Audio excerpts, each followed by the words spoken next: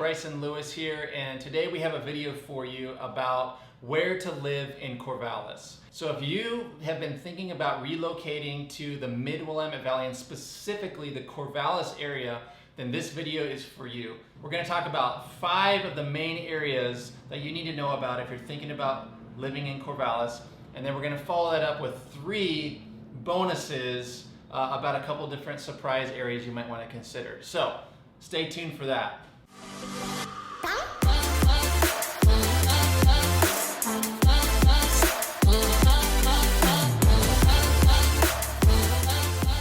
All right, before we jump in real quick, one thing I want to mention is that where you end up buying a house in a place like Corvallis really depends on a lot of different factors, like maybe where your job is located, the university being here in town, your budget or price range, where your kids want to go to school, etc. So really, as you're thinking about where to buy a house, the best thing to do is to call an agent who knows the area really well and that can help you answer all those questions. So I'm happy to do that for you, of course, so give me a call anytime. I'd love to talk to you about these areas. But let's go ahead and jump in. Okay, the first area we're going to talk about is South Corvallis. In South Corvallis is generally speaking any areas in Corvallis below the downtown area as well as below Willamette Boulevard or Highway 20 as it were. And one part of South Corvallis is what we call Southtown proper. And that is right below downtown Corvallis, and it runs alongside Highway 99, which is a highway that goes all the way down to Eugene.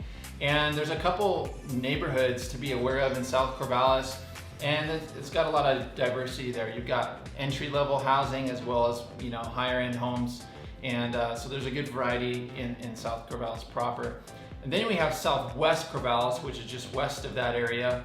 And that's closer to the university, so sometimes people opt to be there for the university's sake, but it also has a lot of higher end homes as well. And there's some new developments happening in that area in Southwest Corvallis for really nice high-end custom homes. So in South Corvallis, we've got quite the gamut of entry-level housing to high-end housing, and lots of great neighborhoods to check out there. Yo, Bryson, did you tell him to like the video and subscribe to our channel yet? Not yet. Well, do it already! Okay.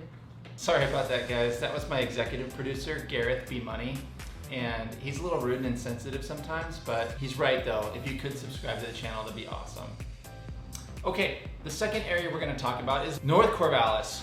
There are a ton of different pockets and places to consider in North Corvallis, but primarily we break that up into Northwest Corvallis, which has a couple great areas. One's called Timber Hill, and it's a nice area with a lot of diverse housing options there, and it's up on a hill, great views, awesome place. And then you also have near Timber Hill is a place called Witham Hill area with a lot of different neighborhoods, and that's more of a woodland area, so you actually are in the woods there, so you have that option too. If you like the tree cover and the shade and all that, there's a great bunch of neighborhoods around that. Then you kind of come into the flatlands, kind of more in town, and you get into some more entry-level housing type options, all in Northwest Corvallis. There's a lot of great shopping and things going on there as well. Very desirable place to live in Corvallis. A lot of great neighborhoods, a lot of great access to all the different shopping and areas and all that. So then you have Northeast Corvallis. Northeast Corvallis is mostly flatlands, and you get out toward Highway 20, which is a main artery to Albany, Oregon, and out to the freeway. Northeast Corvallis, you have in-town areas, some smaller kind of entry-level housing, more affordable homes, and then kind of as you get a little bit more east out in Northeast Corvallis, you get a little bit more rural, you run into some farmland, so you might see houses with more acreage, that kind of thing. So a lot of great options there. And then if you just go full on North Corvallis, you're gonna run into McDonald Forest and Vineyard Mountain and some of these areas where you've got properties with acreage, anywhere from 1 to 5+ acres, and custom homes and that kind of thing. So if you wanna live a little outside of town, North Corvallis is a great place to consider with a lot of different options. So that's a lot to cover, and North Corvallis has a lot of great places to offer. Okay, the third area we want to cover in Corvallis is in town proper. And a couple areas you want to be aware of is the historic homes, and the historic areas are all in town proper. So right around downtown, there's some great older historic homes, as well as around the college, the university, there's historic areas too. There's a highly desirable area called College Hill that's close to the university, and it's a great mix of ranch houses as well as some old custom historic style homes that are really beautiful. And you have a mix of, you know, homeowners, professors, etc., as well as some rentals. So there's kind of a mix in town. When you get more into the central part of Corvallis, you kind of move into the flat areas, and people love living in town because Corvallis is a great community. It's a small community, and you can kind of get around really easily when you live in town. So if you like to bike or walk places, you might consider living in town. And there's still a pretty good diversity between the neighborhoods in town, between some smaller starter type homes to some larger, nicer homes.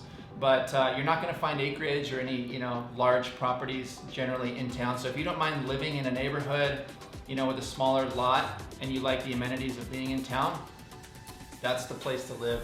And again, Corvallis is such a great little community. It's fun to live in town. Okay, now that brings us to our fourth area to cover, which is West Corvallis.